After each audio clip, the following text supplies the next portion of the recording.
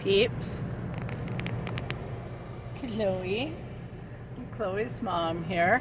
I just shot a little video of making my supper for tonight, putting it in the Hot Logic, and I paused it to wrap the meatballs up, and then it never recorded after I unpaused it. So anyhow, I'll put that after this, and you'll see me getting it ready, and then I paused it, just wrapped up the meatballs, put it all in the Hot Logic. Holy cow, I can't do that. Sorry if that was dizzying. So I've got like 8 minutes left of my break, so I'm gonna make a little video of something that happened that I think is kind of might be interesting for people. It was unique.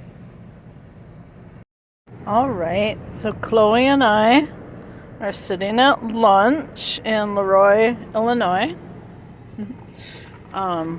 So this is a quick trip 4-cheese ravioli, frozen solid. I'm gonna put that in the cooker, and then I've got 6 frozen meatballs. I'm gonna put them in. See if I can do this on tape. No, I might have to pause you for a second.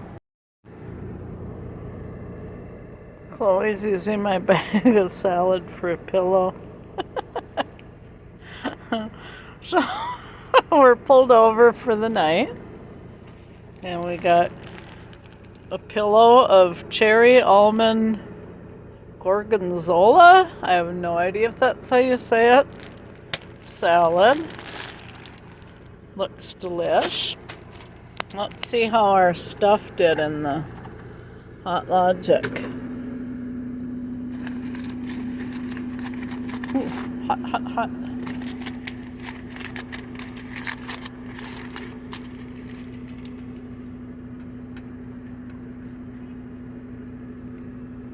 Oh yeah, they look hot.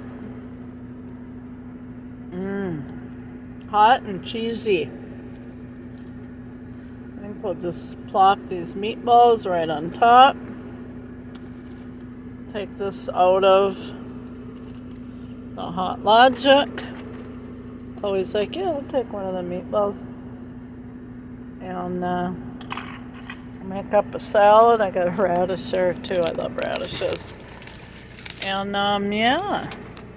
So definitely a success. The meatballs even browned a little bit. So that's kind of cool. I just had them in aluminum foil. I wonder if that makes a difference. Maybe when I make the rest of my General chicken, maybe I'll put it in aluminum foil and it'll... No, because I had it in aluminum foil the last time and it didn't really brown. But I had it in the casserole dish too. Maybe I'll just put it in a foil packet and see if it browns a little bit that way. So yeah, I'd say that's another Hot Logic success. When I get back to the terminal on Monday, my little frying pan should be there. So that can be another whole way of cooking in the truck. All right, Chloe, are you ready for supper? Talk to you later, peeps.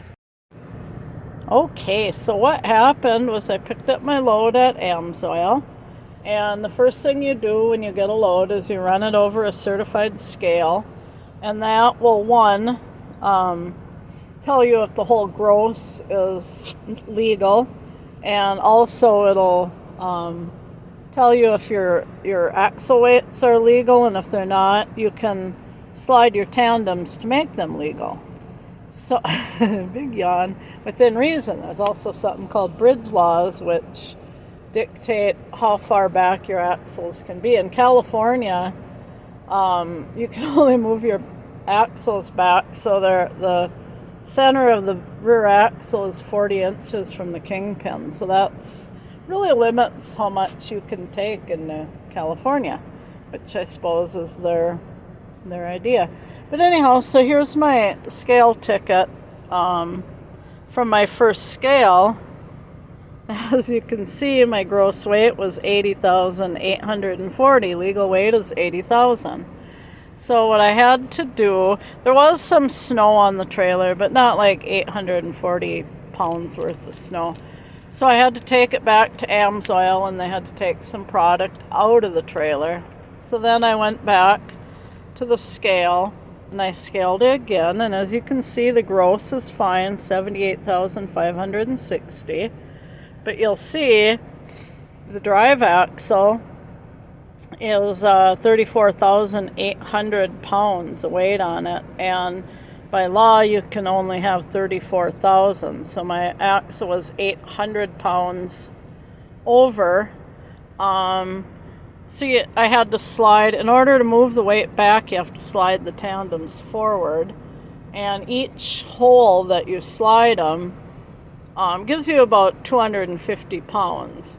So I had to slide them, or 350, I believe. I don't know. I have to look it up sometimes when I have a load that's real tight like this. But anyhow, I had to slide it up 3 holes. And then after I slid them again, then go back through the scale.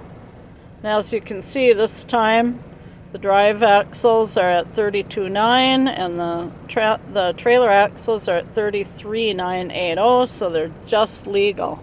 So yeah, that's what, when I talk about sliding tandems. And I want to they make a thing, it's called a tandem slide stopper, I believe. That's a metal pin that you can put in the tandem holes. So say you want to slide your tandems 3 holes, you can put the pin in so that all you have to do is get in the truck and drive or move, the tandems, and they'll stop at the right point. So maybe on my way home or something, I'll shoot a video outside where the tandems are and show you